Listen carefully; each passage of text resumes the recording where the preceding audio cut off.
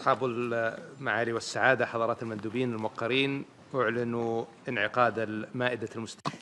Your Excellencies, ladies and gentlemen, we will now convene the first roundtable entitled The Case for Peace, Advancing the Two-State Solution Through Narrative Measures and International Law. Joining us at the podium for this segment of this meeting is Her Excellency Mary Robinson, former President of Ireland, former UN High Commissioner for Human Rights, and former Chair of the Elders. We warmly welcome her presence today. In accordance with the program circulated, we will first hear interventions by the co-chairs of thematic working groups 3, 7, and 6. I would like to remind that all interventions are limited to 3 minutes and should be made from your seat. After the interventions by the co-chairs, we will hear a keynote address by our guest speaker.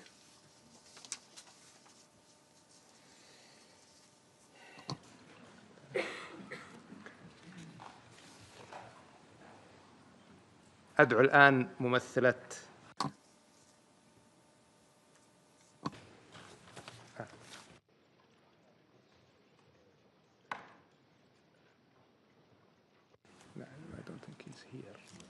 أدعو الآن ممثل. I now invite the distinguished representative of Qatar, His Excellency, to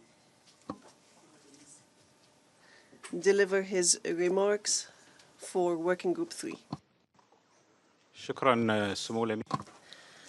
Thank you, Your Highness, Excellencies. May the peace of God be upon you. First, at the outset, I would like to express our appreciation for the Kingdom of Saudi Arabia and the Republic of France for chairing this conference, and we appreciate the efforts made to prepare for this conference and the efforts of all the co-chairs of the conference working groups.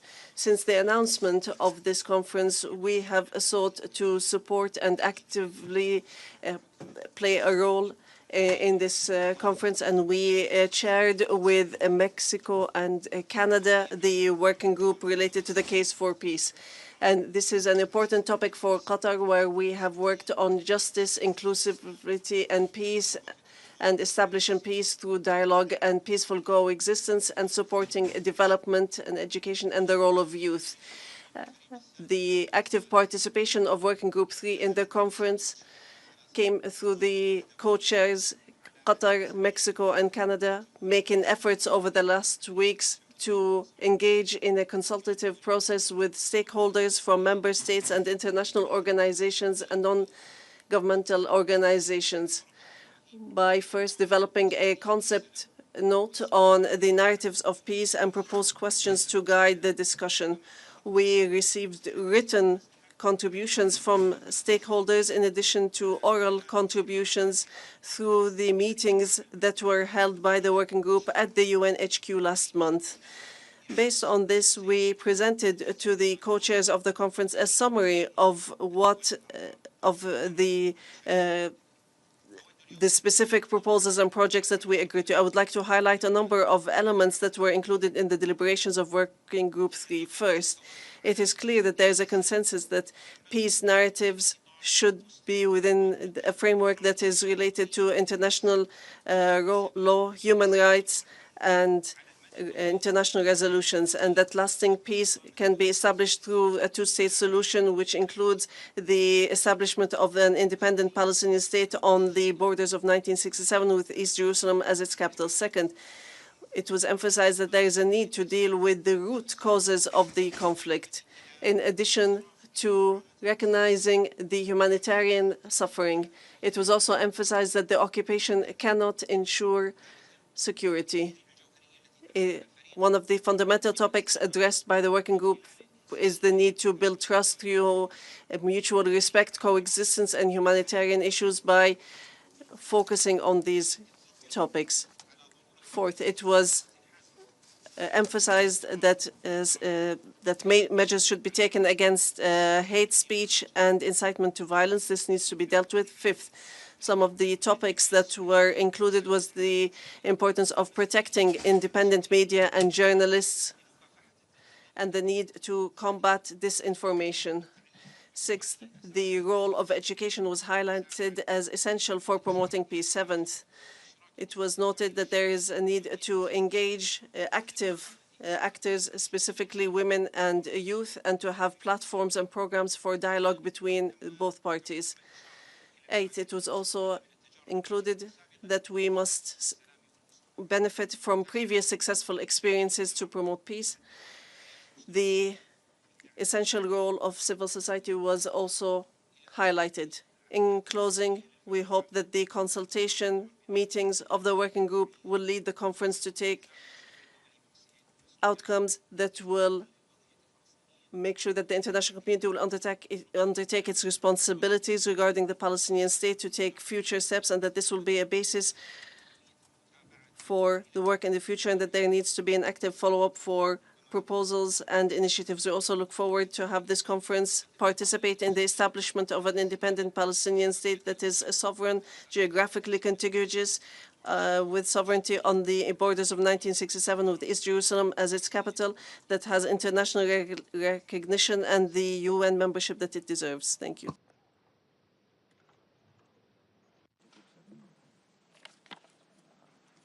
شكرا. والآن نعطي الكلمة. Thank you. We now give the statement to the Minister for Canada.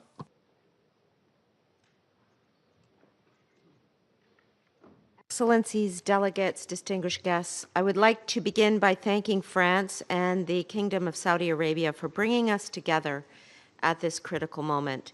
Painful realities that continue to tear at the fabric of the region. Escalating violence, devastating civilian casualties, hostages still in captivity, a deepening humanitarian crisis in Gaza, relentless settlement expansion in the West Bank, and the continued threat of terrorism. All of this making the prospects for peace feel more distant. Canada believes a two-state solution remains the only viable path to lasting peace for both Palestinians and Israelis. At the plenary session this afternoon, I will have more to say about Canada's position. We are here today because this moment demands political courage and resolve, and we must stand together and choose a different path, one that leads toward a sustainable and a just solution. And political agreements alone are not enough. We must also address the narratives shaping identity, perception, and legitimacy, as these lie at the heart of the conflict. As G7 President, Canada is engaging closely with regional partners, and the message is clear. The region must be defined by peace, by stability, and by dignity for all. Guided by this understanding, Canada, alongside Qatar and Mexico, is co-leading this Narrative for Peace working group, aimed at building an inclusive framework grounded in dignity and coexistence. Peace is not only about borders and agreements, it is also about shared stories and understanding that humanize all sides and foster trust. Canada is committed to initiatives that amplify voices of peace, promote understanding, and reject division. We support local mediation and peace-building efforts, empower youth and women leaders, and champion press freedom and inclusive dialogue. I would like to briefly mention two other working groups at this conference in which Canada is contributing also: the security sector and humanitarian action and reconstruction groups. En tant que principal contributeur, as the main contributor to the Office for the Coordinator for Security since 2005, Canada advocates coordinated regional support, unified Palestinian governance, and cooperation in security with Israel. As I will mention this afternoon, on the humanitarian level, Canada prioritizes the protection of civilians, the improvement of humanitarian access, and reconstruction led by Palestinians focusing on transformations to enhance and strengthen Palestinian institutions. Determined to work alongside our partners to deliver real, tangible solutions on the ground. And above all, Canada remains committed to a future where Palestinians and Israelis can live side by side in peace and dignity. Merci beaucoup.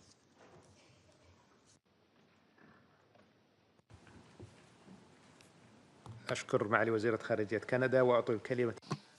I thank the Foreign Minister of Canada, and I give the floor now to the Permanent Representative of Mexico.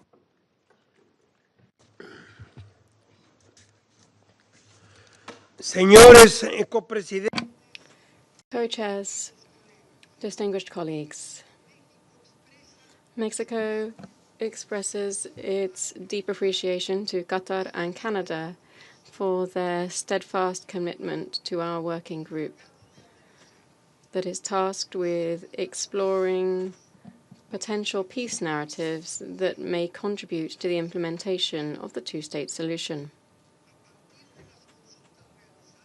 On the basis of consultations held within our group, a broad consensus emerged around the idea that while diplomatic negotiations are a sine qua non for achieving a lasting resolution to the Israeli-Palestinian conflict, they must be accompanied by an effective peace narrative.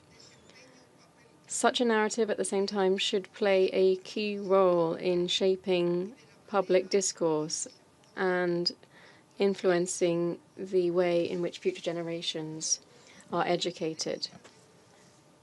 A significant point of convergence among the contributions that we received is that education is one of the foremost factors to achieve and sustain peace. In this regard, allow me to highlight the following proposal. It is essential that both Palestinian and Israeli school curricula include history classes that emphasize the commonalities between both cultures. Likewise, initiatives aimed at fostering future peaceful coexistence between Palestinians and Israelis must be prioritized. We must prove that coexistence is possible. Perhaps the symphonic orchestra founded 26 years ago now by the Israeli conductor and pianist Daniel Barenboim and the Palestinian writer Edward Said, known as the West Eastern Divan Orchestra, is perhaps the best example of how both cultures can even produce high-quality art as a result of joint collaboration. Let's therefore begin our work this morning with the staunch belief that two states represent the only viable solution at this stage of what represents one of the great tragedies of history, and one which we bear the generational responsibility to resolve. Thank you very much.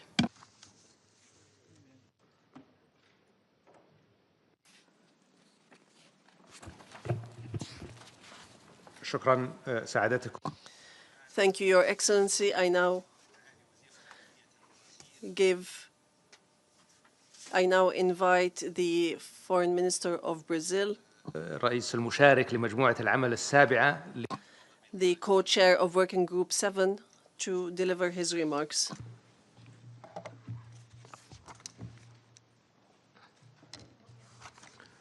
Thank you, Mr. Chair, Excellencies.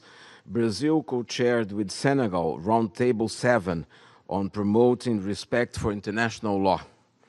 The ordeal Palestinians face stands as a test to our collective commitment to international law, humanitarian law, and human rights, When confronted with credible allegations of genocide, invoking international law is not enough. We must enforce it with resolve. Last year, the International Court of Justice laid out clear guidelines on how states must fulfill their obligations regarding the unlawful occupation of Palestine.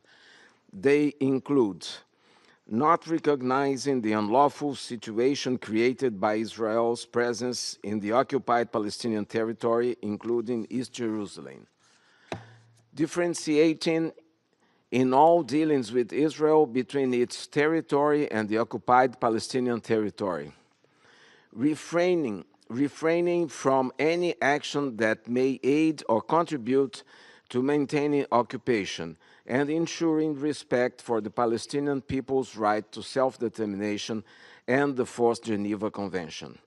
Guided by the Court's opinion, Working Group 7 formulated 3 questions to inform Member States' action. First, what actions can states adopt to promote and ensure compliance with international law? Second, what accountability mechanisms can be activated to address relevant and lawful actions, policies, and practices, and to ensure reparation? Third, what preventive measures can be taken against illegal unilateral actions undermining the viability of the two-state solution? We received over 50 submissions from multiple stakeholders. These inputs generated 96 concrete proposals grouped in 5 areas: diplomatic and political, arms trade, economic, accountability and reparation, and monitoring. The following stood out: recognizing the State of Palestine and supporting its admission as a full UN member, upholding the legal distinction between Israel and the occupied Palestinian territory, opposing annexation and settlement expansion, ensuring protection for humanitarian workers, including UNRWA staff, supporting civil society and human rights defenders, imposing targeted sanctions against violent settlers and lawful countermeasures to grave violations. Excellencies, these are lawful actions that states can take now. The credibility of the international legal order depends on its non-selective application. What is now needed is the political will and a robust follow-up process to this conference. Let us turn law into action and action into justice and peace. I thank you. شكرا معاليكم. نعطي. Thank you. I now invite the Foreign Minister of Senegal, the co-chair of Working Group 7, to deliver her remarks. Excellencies, ladies and gentlemen, it is with an acute sense of responsibility that I stand alongside my counterpart from Brazil to present the results of Working Group 7. Without further ado, I will touch on the proposals that we received in the 4 other areas of action. In arms trade, contributors recommended strengthening the due diligence process, monitoring the final use and export controls. Some called for bilateral military embargoes in line with the Arms Trade Treaty. In terms of economic measures, proposals included restrictions on trade and from the settlements, the regulation and conduct in the private sector, and also looking at domestic legislation. Strengthening the UN database on companies in the settlements and technical and financial support to Palestinian companies, including for the reconstruction of Gaza, were also strongly promoted. In terms of accountability and reparations, both were highlighted. Cooperation with the International Criminal Court and the International Court of Justice, activation of universal jurisdiction, supporting the work of the Human Rights Council and the Independent Commission of Inquiry under the auspices of the United Nations. Several proponents also recommended the looking at the Convention on Crimes Against Humanity. In terms of monitoring, one of the main proposals made was resolving in the 12 months after the conference the voluntary reports describing the measures taken to implement international measures and to implement the results of the conference. Excellencies, ladies and gentlemen, the restitution exercise is never easy, particularly in such a short time. Therefore, we would like to thank all of the parties that contributed to this process, which was inclusive and exhaustive in nature. The proposals that we received reflect a broadly shared understanding that of the erosion of international law in the occupied Palestinian territory, and the fact that this is a legal failure, but also a moral and political one. It also reaffirmed a principles-based position, which is that of the primacy of law over might. This proposal is the only path towards lasting peace through a two-state solution anchored in international law, respecting the rights of the people of Palestine to self-determination and guaranteeing the right of both Palestinian and Israeli people. Thank you.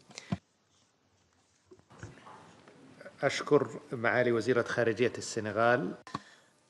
I thank the Foreign Minister of Senegal.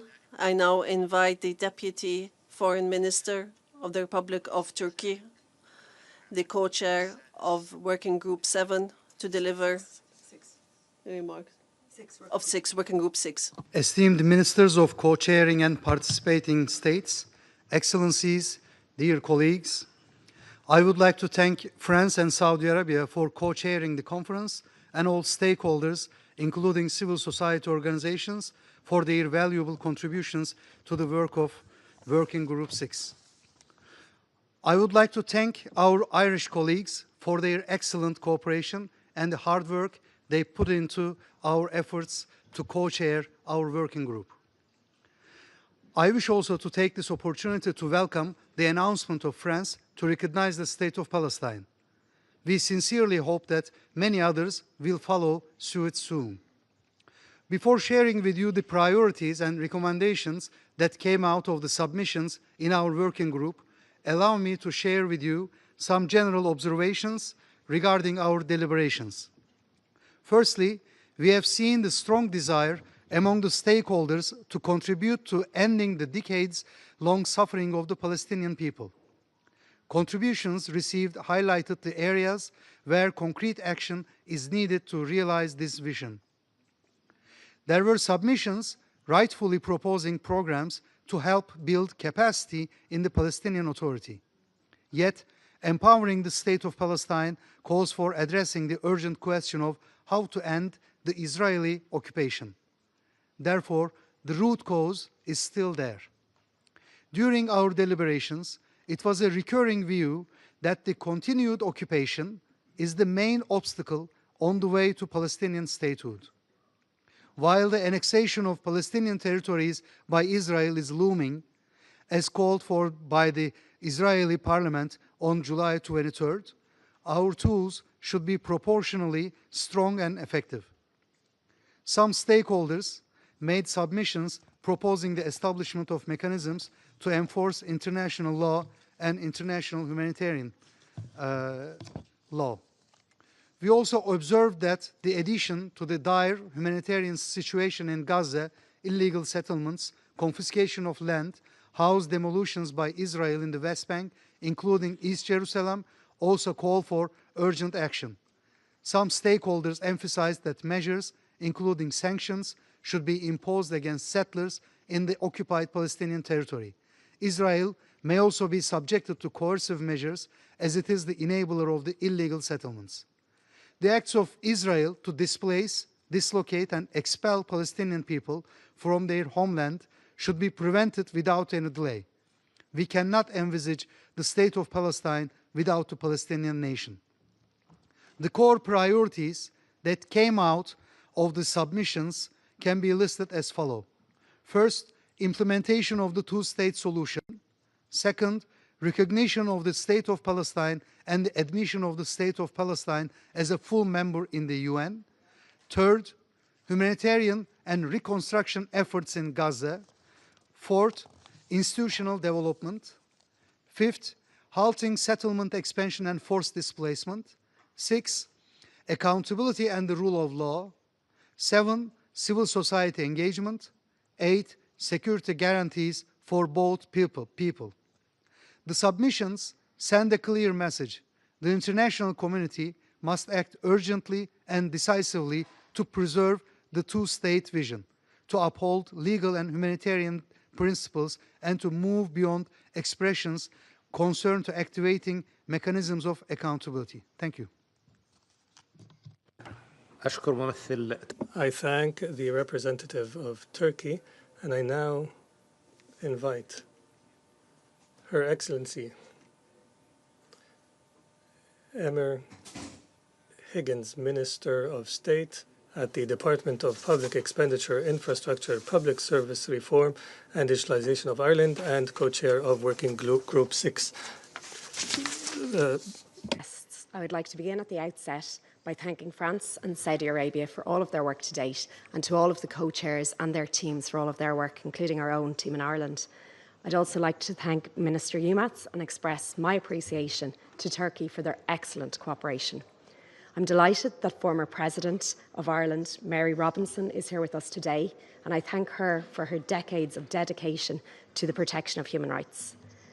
This conference, delegates, is an opportunity. It's an opportunity to bring a renewed sense of urgency and to demonstrate a spirit of shared responsibility for seeking a political situation to this absolutely devastating conflict. The humanitarian situation in Gaza has reached new depths of despair and new depths of misery. Mass starvation is now spreading right across the population, and that is an affront to our collective humanity. We need to see an immediate ceasefire, we need to see an immediate release of hostages, and we need to see massive humanitarian aid into Gaza at scale. As co-chairs of Working Group 6, Ireland and Turkey engaged broadly with member states and stakeholders. Our working group was on the preservation of the two-state solution. We deeply appreciate the significant number of concrete and of action-orientated submissions, and there was strong agreement around the respect for international law, including international humanitarian law, and clear support for accountability mechanisms, including the International Criminal Court. Submissions reference the advisory opinion of the International Court of Justice and its clear finding that the Israeli occupation of the occupied Palestinian territory is unlawful. Member states and stakeholders affirmed the two-state solution as the only pathway to a just and a lasting peace, and that is in accordance with international law and UN resolutions. The importance of recognition of the State of Palestine and its admission as a full UN member state was a recurring theme, and I commend France and President Macron for leadership on this. We also recall the importance of recognition of Israel by states who have not yet to do so, and of integration of Israel and Palestine in the region. Contributions stress there should be no forced displacement of Palestinians from Gaza, and there was strong consensus on the need to address illegal settlements in West Bank, including East Jerusalem, and strong condemnation of any attempts at annexation. There must be accountability for violent settlers and for those who support and for those who facilitate them. There must also be accountability for Hamas, who have brought only suffering to Israelis and Palestinians. A key issue is support for the Palestinian Authority, governing a unified Palestine state, support for the PA's reform agenda and sustainable financing, including the release of revenues by Israel. We acknowledge the Arab and OIC reconstruction plan as the basis for work on the rebuilding of Gaza and the necessary arrangements for governance, for security and for economic development. Submissions stressed that the essential and life-saving role and the mandate of UNRWA must be protected. As a country with experience of overcoming conflict, Ireland recognises the important role of both civil society and in particular of women in laying the groundwork for peace. We must create the conditions and the space for voices from different perspectives to be heard in safety and in respect. We must now seize this opportunity to end the devastating cycles of violence and make good on our commitments to implement once and for all the two-state solution in the interest of both Israelis and Palestinians. Thank you.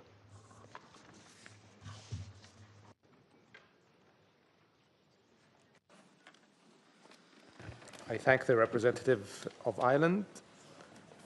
لقد استمعنا إلى We have heard from the co-chairs scheduled to speak under Roundtable 1. It is now my honor to invite our guest speaker, Her Excellency Mary Robinson, former President of Ireland, former UN High Commissioner for Human Rights, and former Chair of the Elders, to deliver the keynote address on law, legitimacy, and the long arc of peace. Excellencies, ladies and gentlemen, it's an honor to speak to you today as a member of the Elders, the group of independent leaders founded by Nelson Mandela in 2007. I'd like to thank the co-chairs, France and the Kingdom of Saudi Arabia, for convening today's conference and for the invitation. Since the Elders' founding, we've worked to support a peaceful and just resolution of the Israeli-Palestinian conflict. I share the anger and despair felt by so many around the world who feel powerless to stop the atrocities we are witnessing in Gaza. The level of human suffering and destruction is unconscionable. Occupation and violence have reached new depths of inhumanity over the past 2 years, from the horrific Hamas attacks of the 7th of October 2023 and the taking of Israeli hostages, to Israel's collective punishment of Palestinians in Gaza, including indiscriminate bombardments, repeated mass displacement, and the use of starvation as a weapon of war. International norms and standards are being abandoned and openly scorned. This conference must be a turning point towards a different future. As political decision makers, you have the power and responsibility to compel a change of course. It's time for collective action, starting with recognition of the state of Palestine as a transformative step that should be taken now. Why now? Because the dehumanizing of the Palestinians by the extremist government of Israel has reached a critical point. Let us recall that Prime Minister Netanyahu telephoned Pope Leo to apologize for the injury to Father Gabriel Ramanelli when the Catholic Church was bombed in Gaza. Prime Minister Netanyahu has not apologized for the more than 17,000 children killed in Gaza, or the many more children left without limbs and without family members. He has not apologized for all the children of Gaza who have been traumatized by this totally disproportionate war and are now hungry to the point of starvation. No apology has been deemed necessary because the children of Gaza have become dehumanized by this Israeli government. I welcome President Macron's announcement that France will recognize Palestine. The United Kingdom has said it will recognize Palestine when it would be an effective and not just a symbolic step. Surely this is the moment, because later it will simply be too late. Excellencies, I would now like to address two issues. First, measures to uphold international law and end impunity for systematic violations. And second, how to help lay the groundwork for peace. It is my personal view that we are seeing an unfolding genocide in Gaza. It is for international courts to make a final determination. But member states cannot wait for this. You must act now to prevent genocide.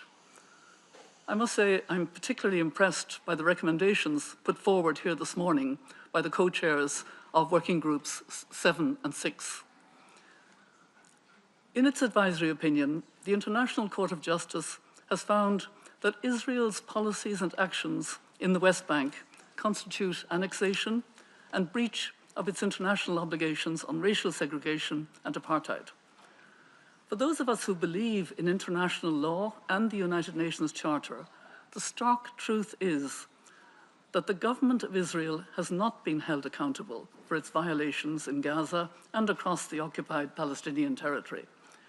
Its leadership enjoys a high level of impunity, and measures taken to date have not been sufficient to incentivize a change of course. This cannot continue. We have a shared duty to uphold the international rule of law and guard against the erosion of basic norms that guide conduct in wartime. There are practical steps that member states should take now to end impunity and give effect to the International Court of Justice's advisory opinion, halting arms transfers, expanding targeted sanctions, and moving to suspend trade cooperation.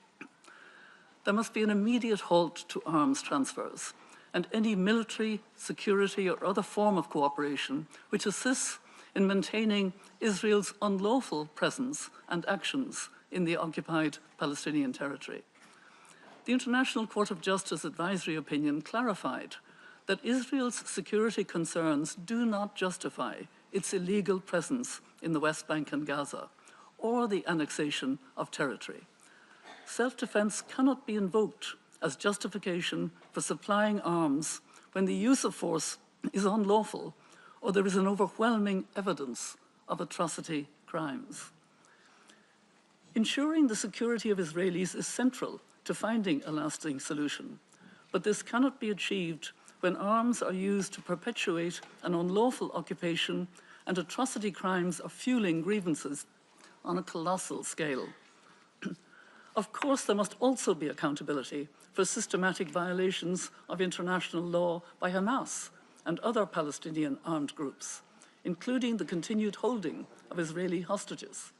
It is right that member states have strengthened sanctions against Hamas in response to its atrocity crimes against Israeli civilians. The right of the Palestinian people to resist an unlawful occupation can never justify targeting civilians in Israel. Member states should also act collectively to expand targeted sanctions against the Israeli leaders responsible for systematic violations of international law in Gaza and the West Bank. I commend the governments of Australia, Canada, New Zealand, Norway, and the United Kingdom for imposing targeted sanctions in response to the dangerous rhetoric of some Israeli ministers. To achieve greater impact, governments must work together to build on this and put in place a robust set of targeted sanctions. Sanctions should continue to be strengthened against violent settlers and non-state entities funding and supporting illegal settlements. But let us be clear, it is the government of Israel that is driving settlement creation and expansion. This is not a recent initiative of a few extremist ministers. It is an enterprise that has been advanced by successive Israeli governments over many decades in clear violation of international law. Member States should expand sanctions and other measures in response to the announcement of new settlements, such as the recent revival of the E1 settlement plan, which would sever the West Bank in two. It's also high time for Member States to cease any assistance to or trade with illegal settlements. I particularly welcome the recent decision of my own country, Ireland, to advance legislation on this. I urge other states to follow suit. All existing and future trade cooperation with Israel should be reviewed with a view to suspension. Maintaining preferential trade access in such a context cannot be justified.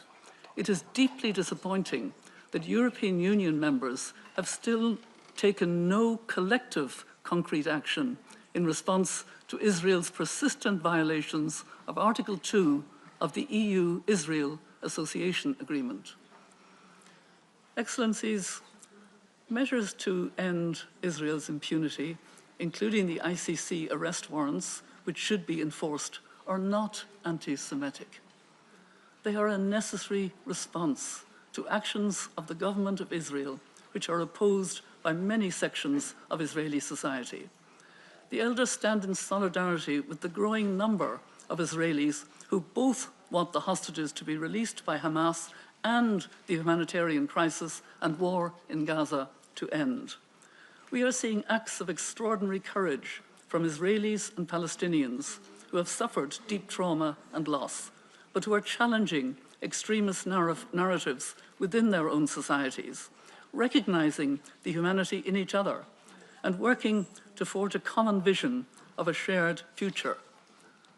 Just today, 2 Israeli human rights organizations, B'Tselem and Physicians for Human Rights, have issued reports saying Israel is committing genocide against Palestinians in Gaza, and Western countries have a legal and moral duty to stop it. Creating the conditions of peace requires challenging the dehumanizing rhetoric and incitement on both sides that fuels hatred and legitimizes violence. Women have a particular role to play in peace building. In Northern Ireland, they came out of their housing estates and reached across the divide. Women are likewise at the forefront of many of the peace efforts in Israel and Palestine, leading civil society initiatives and creating partnerships for peace.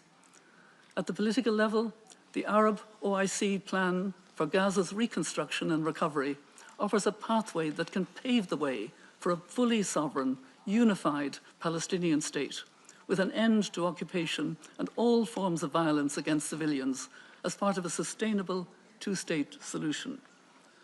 Articulating this path in a way that engages both Israelis and Palestinians on the viability of an alternative, secure and hopeful future is essential.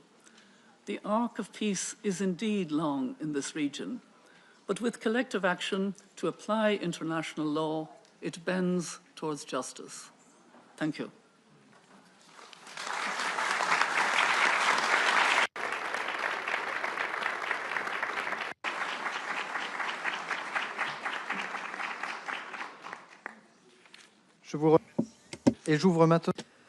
Thank you, and I now open Roundtable 2, entitled Two States, One Future, Delivering Sovereignty, Guaranteeing Security for All, and Economic Viability. Joining us on the podium is His Excellency Juan Manuel Santos Calderón, former President of Colombia, 2016 Nobel Peace Prize laureate and Chair of the Elders. We warmly welcome his presence today.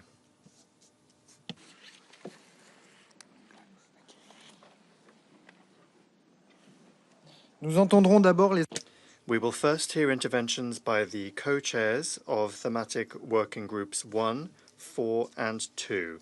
Immediately thereafter, we will hear an address from our guest speaker. I now invite the representative of Jordan, His Excellency Ayman Safadi, Deputy Prime Minister and Minister for Foreign Affairs and Expatriates of the Hashemite Kingdom of Jordan, to take the floor. Thank you so much, Excellencies, dear friends. Allow me to start by thanking our co-chairs, His Highness Prince Faisal and His Excellency John Noel Barrot, for their leadership and for their commitment and for their relentless effort to bring us together today in what is clearly an extremely important event to express our commitment to lasting and comprehensive peace in the region. I will express Jordan's position in my intervention at the panel, but now I'll just summarize the outcome of our working group, which I had the honor of co-chairing with my dear friend, the Foreign Minister of Spain. And basically, I think what the group showed that we are all committed to a just, lasting, and comprehensive peace on the basis of the two-state solution. We're all committed to the two-state solution as the only path going forward. And that now is the time to act, because if we do not, realities on the ground are rendering that solution inviable as every day goes by. We, I think, agreed that recognizing the Palestinian state is a must. And to those who argue that this should be the outcome of negotiation, where are the negotiations? there is no negotiation. The Palestinians are ready to negotiate today. We do not have an Israeli partner to negotiate. So if they're not willing to sit at the table and negotiate a two-state solution, which the whole world agrees is the path forward, then they cannot veto us from doing what we all believe in and recognize the Palestinian state as a statement of commitment to that solution. I think majority in the group, and I thank everybody who participated in it, also expressed the importance of recognizing Palestine as a full member of our United Nations so that we can move forward. And I think it was clear among all of us that we've got to act to stop Israeli unilateral actions that undermine the two-state solution, including settlements, land confiscation, encroachments on the holy sites, and attempts to change the demographic composition of the West Bank and Gaza. That is also something that I think resonated among all of us in the group. So to sum up, I think what we all agreed on is that we've got to act and act quickly in accordance with our conviction that the two-state solution is the only path forward, and we've got to recognize Palestinian state, and we've got to take action, practical action to move in that direction. And if I may just add one element here is that if we all agree that the two-state solution is the path forward, and we all know who is the party that is preventing us from moving forward, then it is about time that the world took action against that party, which is Israel, that is not allowing the realization of the two-state solution. Again, I think we all agreed that this is not time to talk, this is time to act, and we have to act efficiently and act quickly. And before I conclude, allow me just to say what I should have started with, which is the catastrophe on Gaza cannot continue. It is incomprehensible that in this day and age, all of us are failing to ensure that children eat, drink, have medicine. So I think I urge all of you to act in every way possible, to stand, to speak against the prevention of Israel of allowing aid into Gaza. That has got to stop. By the time we finish our meeting today, tens of Palestinians will have died from starvation. That cannot stand. So please, let's stand on the side of justice, stand on the right of what's right, stand on the right of international law, which our group also emphasized that must be implemented equally to all. Thank you so much.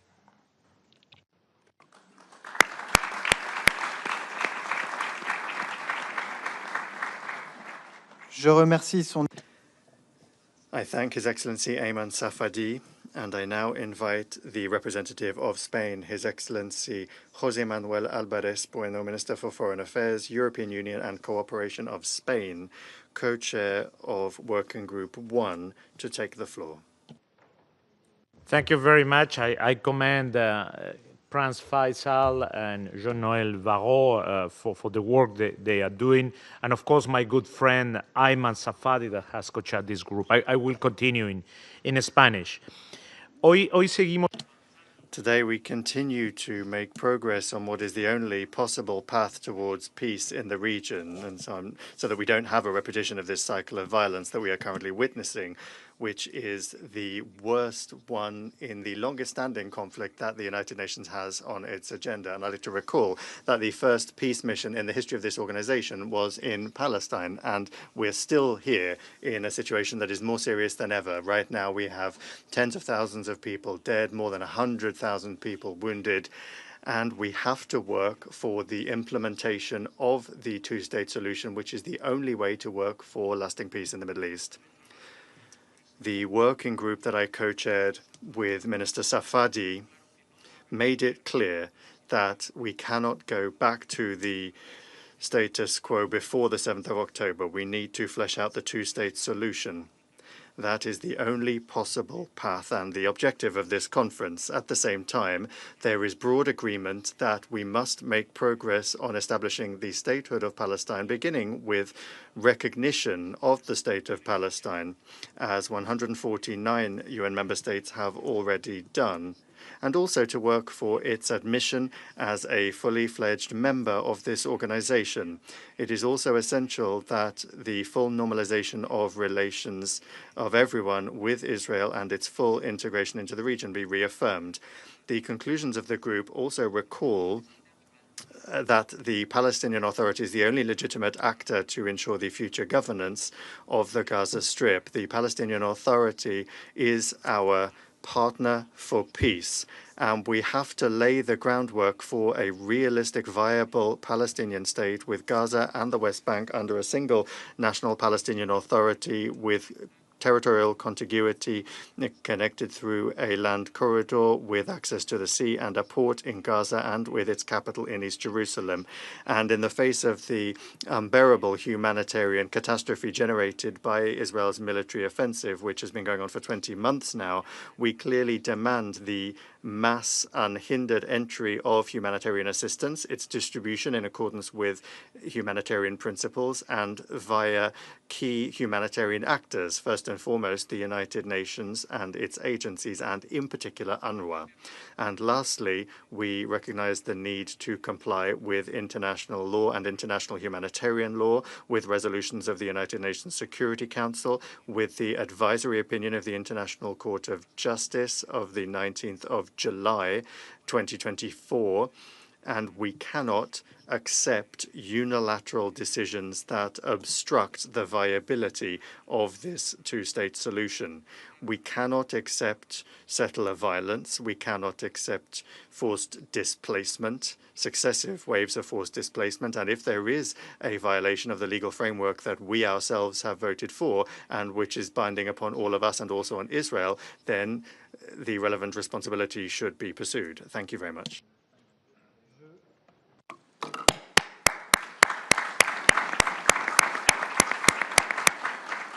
Je remercie son I thank His Excellency José Manuel Alvarez, and I now invite the representative of Norway, His Excellency Espen Barth Eide, Minister for Foreign Affairs of Norway and co-chair of Working Group 4, to take the floor.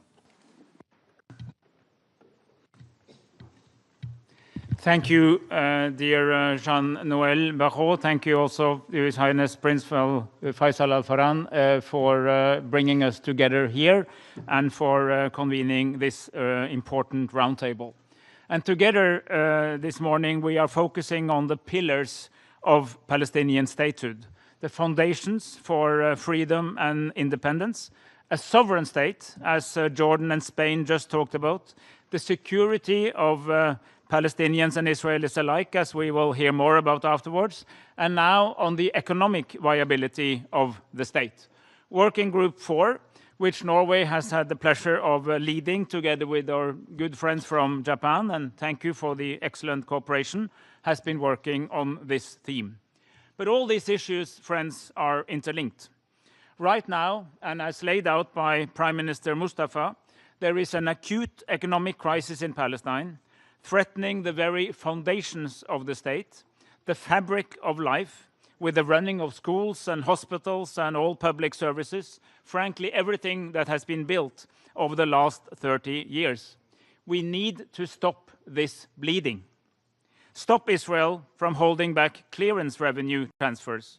Stop access and movement restrictions. Stop the expansion of settlement activities, which are confiscating land, hindering agricultural activity, and hindering trade and economic progress. While we should not bail out Israel, donors must stand by Palestine through direct support of the government in this critical situation. This is one of our group's strong recommendations. Therefore, I announce today an additional budget support of approximately $20 million US, and I call on others to do the same. But what is causing this economic crisis is not only the ongoing military activity. It is structural. It is political. With UN membership for the State of Palestine being blocked, the Palestine government does not have the same toolbox as other governments.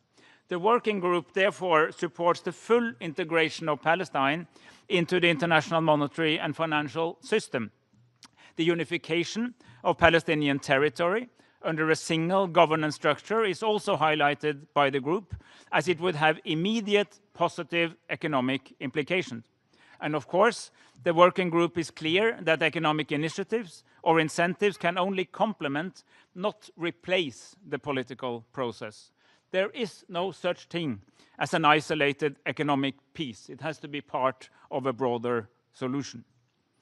Our discussions has drawn on earlier outcomes of the AHLC meetings, the Ad Hoc Liaison Committee, which, by the way, has been ad hoc for 31 or 32 years, and the Global Alliance for the Implementation of the Two-State Solution, and we will continue our work in both. During the upcoming UNGA high-level week in September, Norway will call again for a ministerial HALC meeting at ministerial level, and there will be an opportunity to elaborate more on this issue. And before I end, Chair, I would like to associate myself completely with the point just made by my good friend Ayman Safadi, the Foreign Minister of Jordan, that a key message from this conference has to be that absent any real negotiations, we cannot allow the continuation of the Israeli veto. It's like a reverse walkover. If you don't turn up to the match, if you don't turn up to the negotiation, nothing happens. That cannot continue. Israel, of course, is a sovereign nation with right of full responsibility of its recognized territory, but it cannot have a veto over the lands that it illegally occupies. Here, the international community, the world, has a voice, and we must stand together to use that voice to make a clear statement with both all the political implications and all the practical detail that that entails. And thank you for the attention.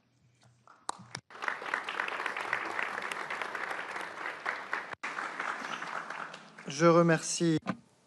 I thank His Excellency Espen Barth Aid for his statement, and I now invite the representative of Japan, His Excellency Tsukasa Uemura, Special Representative of the Government of Japan and Special Envoy of the Government of Japan for Peace in the Middle East, and co-chair of Working Group 4, to take the floor.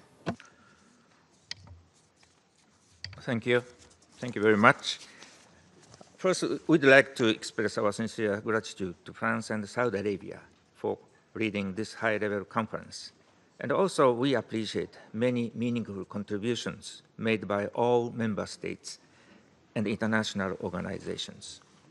As for our working group, I don't have much to add what His Excellency, the Norway Minister Eide-san, just described. I may touch upon only a few points.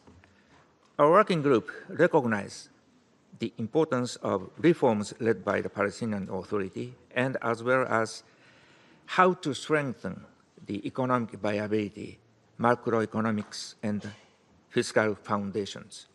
In doing so, the World Bank and the international financial groups will play an indispensable role in achieving fiscal stability in Palestine. Based on this, we have identified 4 key areas for concrete action in the outcome document and have proposed some recommendations for each. For details, the document will be available I understand, in the afternoon. Dear colleagues, realizing peace in the Middle East is not only essential for regional stability, but also a matter of international peace and security. Even now, the people of Gaza are facing a severe crisis of hunger and malnutrition. It is essential that the ceasefire be restored as soon as possible. Through this high-level conference, it is vital to reaffirm the need for a two-state solution and to place this issue back at the forefront of the political agenda. Lastly, Japan will remain actively involved in the early recovery and reconstruction of Gaza, drawing our own sad experience in recovering from World War II and numerous natural disasters in the past. We are determined to continue providing tangible and meaningful assistance to the most vulnerable. Thank you. I thank His Excellency Tsukasa Uemura, and I now invite the representative of Indonesia, His Excellency Aminata Nasir, Vice Minister for Foreign Affairs of Indonesia and co-chair of Working Group 2, to take the floor. Thank you, co-chairs. Excellencies, colleagues, I thank France and the Kingdom of Saudi Arabia for convening this meeting. We have invested significant time and efforts in building towards this high-level conference. We therefore must ensure the momentum in realizing the two-state solution is maintained after the conference, including not to veto the full membership of the State of Palestine to the UN, as stated by a number of colleagues earlier. Co-chairs, Excellencies, Indonesia is honored to co-chair with Italy Working Group 2 on security. Our inclusive and transparent approach in Working Group 2 is anchored in two central objectives. First, to identify security guarantees for Israelis and Palestinians in full respect of the sovereignty of all states. And second, to identify the scope and the task of a stabilization or protection mission deployed under the aegis of the United Nations at the request of the Palestinian Authority and backed by the UN Security Council.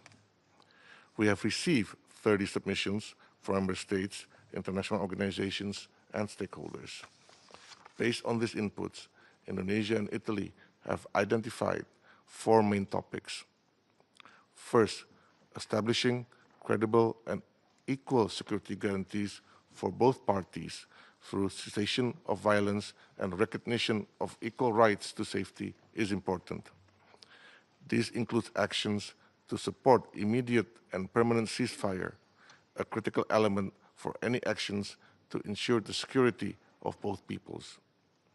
Another important action that have been proposed by member states are actions to create and support a Palestinian-owned transitional authority in Gaza in line with the Arab group OIC reconstruction plan. Member states also propose the importance of an inclusive regional security architecture modeled after the OSCE in Europe and ASEAN in Southeast Asia to create a mechanism to nurture trust, peace in the region. Second, we need to empower the Palestinian Authority to independently manage security and fully assume responsibility in both Gaza and the West Bank, with the view of promoting reunification of all Palestinian Authority under a single, legitimate, and democratic national government. Under this element, we have gathered commitment to take action to launch a UN-led international coordination framework for initiatives aimed at developing efficient security and policing structure towards a sovereign Palestinian state. Member states also called for actions to devise a structured framework to transfer international security responsibility to the Palestinian Authority security forces. This includes actions to support the Palestinian Authority to maintain a base-level security on the ground and to ensure the safe passage of humanitarian aid. Lastly, there has been a strong consensus in restating opposition to forced displacement or changes to Gaza demographic and territorial status, as well as the rest of the OPT, including East Jerusalem.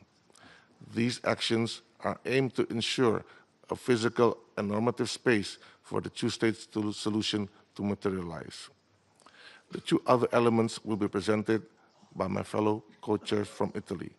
Before I conclude, however, I would like to take this opportunity to congratulate France for its leadership and courageous decision to recognize the State of Palestine. At a time when persuasion fails to persuade parties to stop actions that are clearly in violation of various international law, only concrete action within one's